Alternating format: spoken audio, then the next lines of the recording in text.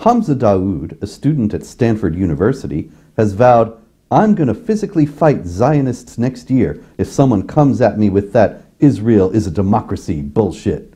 And after I abolish your ass, I'll go ahead and work every day for the rest of my life to abolish your petty-ass ethno-supremacist settler colonial state." When I spoke at Stanford last year, there was a great deal of leftist hysteria and fear-mongering in the run-up to the event. A claque of professors actually wrote a warning about Robert Spencer and his Islamophobic incitements to violence. As these liars probably knew, the only real threat of violence was to me and to those students who were courageous enough to support my appearing on campus. Confirming that now is the illustrious Hamzeh Daoud, who whined improbably amid the hysteria about my appearance on campus that he had been questioned about my position at Stanford because of my religion. Yeah, sure, Hamzeh. Everyone knows Stanford is a hotbed of Islamophobia.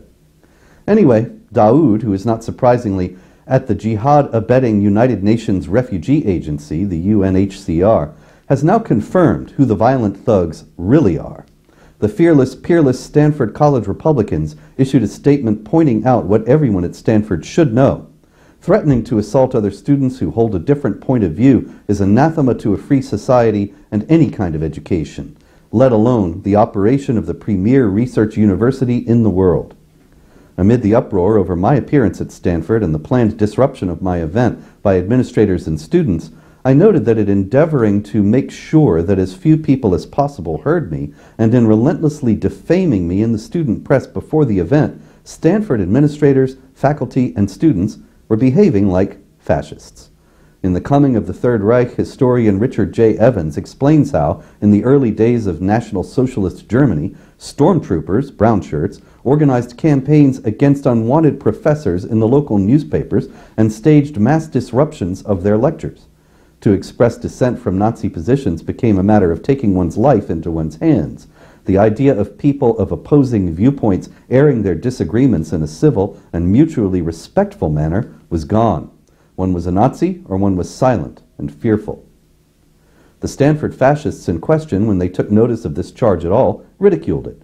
But here, Hamzeh Daoud has once again demonstrated that it is true, and made the analogy between the Stanford leftist establishment and fascism even more exact by adding in a heavy dose of Jew hatred.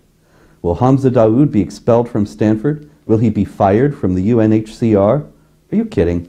He represents everything that both entities want and are working hard to inculcate into as many people as possible. A propensity for violence, hatred of Jews and Israel, arrogance, self-righteousness, and an aggrieved sense of victimhood. Stanford has a massive problem today with fascism and the forcible suppression of dissenting views, now with the threat of violence.